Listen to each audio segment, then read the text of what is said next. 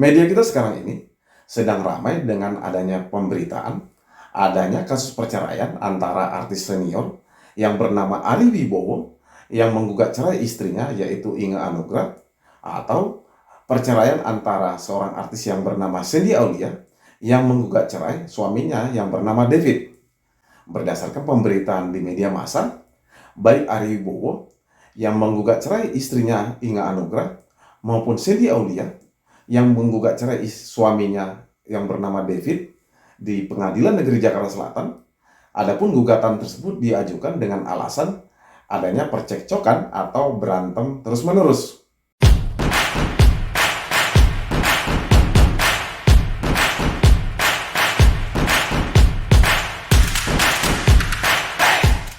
Pada kesempatan ini, saya ingin membahas seputar persoalan tentang alasan-alasan apa saja yang dibenarkan oleh ketentuan hukum yang berlaku di Indonesia apabila seorang pasangan ingin menggugat cerai pasangannya berdasarkan ketentuan hukum yang berlaku di Indonesia.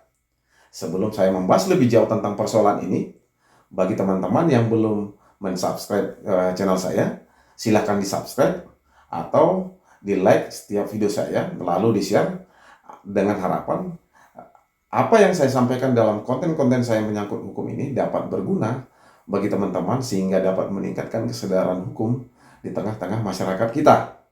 Sebenarnya, berdasarkan ketentuan hukum yang diatur dalam Undang-Undang Nomor 1 Tahun 1974 tentang perkawinan, tujuan perkawinan adalah untuk membentuk suatu kehidupan rumah tangga atau bahtera rumah tangga yang harmonis, bahagia, lahir dan batin, dan penuh kasih sayang sehingga hingga ajal menjemput atau kematian menjemput, atau yang lebih kita kenal dengan istilah keluarga yang sakinah, mawadah, dan warahmah.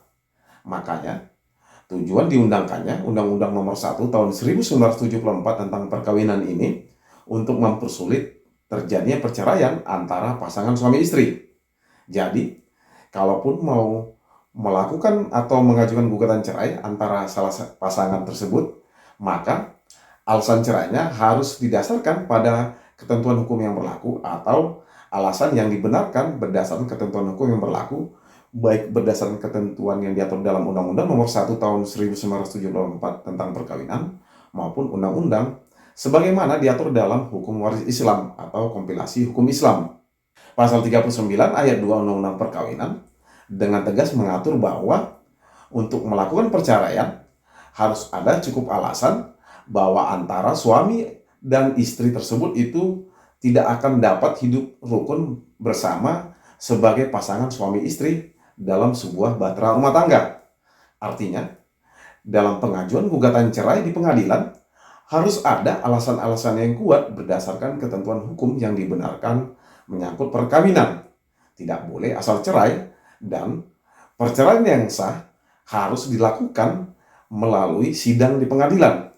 Tidak bisa hanya mengucapkan kata cerai atau mengucapkan kata talak, lalu kemudian pasangan tersebut atau salah satu pasangan kemudian kawin lagi tanpa persetujuan.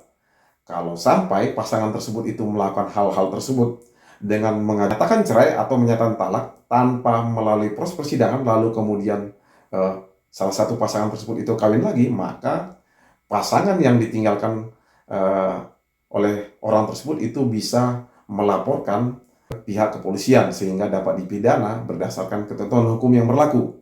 Buat teman-teman yang beragama non-muslim, ada beberapa alasan perceraian dalam Undang-Undang Perkawinan atau Undang-Undang Nomor 1 Tahun 1974 yang dapat dibenarkan sehingga dapat dijadikan sebagai alasan untuk mengajukan gugatan cerai di pengadilan negeri.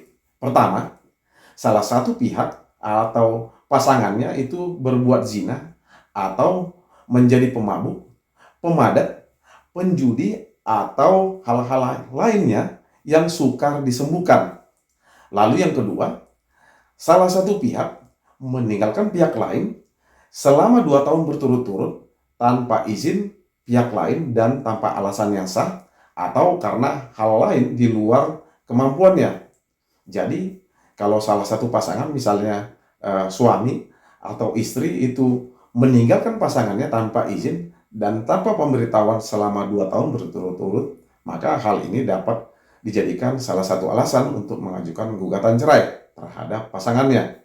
Lalu alasan yang ketiga, salah satu pihak mendapat hukuman penjara 5 tahun atau hukuman yang lebih berat setelah perkawinan berlangsung. Alasan yang keempat, salah satu pihak melakukan kekejaman atau penganiayaan berat yang dapat membahayakan pihak yang lain, atau salah satu pihak melakukan KDRT terhadap pasangannya, baik itu KDRT dari suami kepada istri atau KDRT dari istri kepada suami. Maka hal ini dapat menjadi alasan kepada pihak yang menjadi korban KDRT tersebut untuk dapat mengajukan gugatan cerai atau talak kepada pasangannya.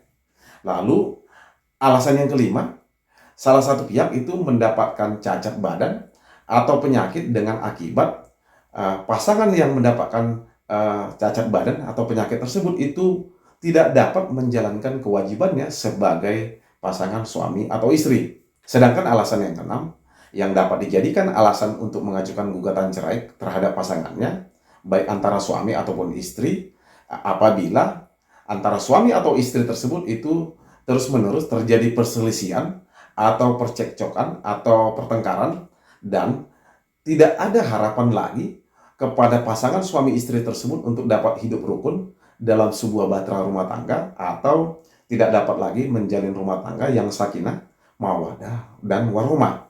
Khusus buat teman-teman yang muslim atau teman-teman yang beragama Islam, alasan yang saya sampaikan tadi dapat menjadi alasan untuk dapat mengajukan gugatan cerai atau talak kepada pasangannya berdasarkan ketentuan yang diatur dalam pasal 116 kompilasi hukum Islam.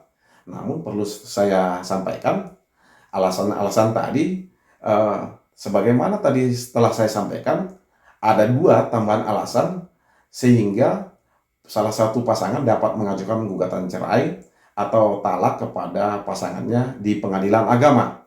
Pertama, apabila suami melanggar taklid talak atau melanggar janji yang sebelumnya sudah diucapkan setelah ijab kabul dan ditulis dalam buku nikah. Jadi apabila suami setelah dilakukan pernikahan atau ijab kabul kemudian mengungkapkan janji yang seharusnya dia penuhi setelah melakukan pernikahan, tetapi kemudian dia tidak menepati, maka dalam hal ini si istri bisa mengajukan gugatan cerai kepada suaminya. Lalu yang kedua, atau tambahan yang kedua, buat teman-teman yang beragama Islam atau teman-teman yang beragama Muslim, apabila salah satu pasangan, baik suami atau istri itu pindah agama atau murtad yang menyebabkan terjadinya ketidakrukunan dalam rumah tangga. Jadi, di luar dari alasan-alasan sebagaimana telah saya sampaikan tadi, maka gugatan cerai atau gugatan talak yang diajukan oleh salah satu pasangan, baik itu suami atau istri, akan ditolak oleh majelis hakim yang memeriksa dan mengadili perkara perceraian yang diajukan baik suami atau istri.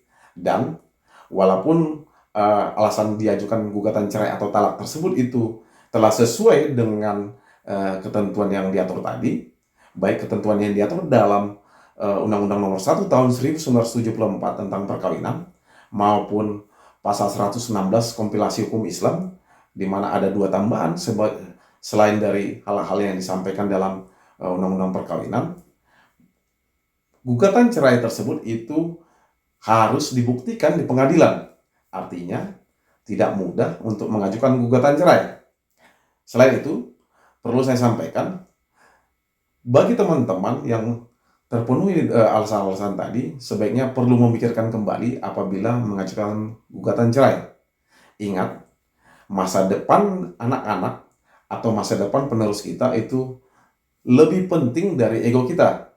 Jangan sampai hanya karena ego atau hanya karena alasan harga diri, kita kemudian mengorbankan nasib dan masa depan anak-anak kita, sehingga mereka tidak dapat atau tidak mendapatkan didikan dan kasih sayang dari kedua orang tuanya. Demikian dari saya. Semoga hal-hal yang saya sampaikan ini dapat bermanfaat buat teman-teman sekalian. Salam dari saya.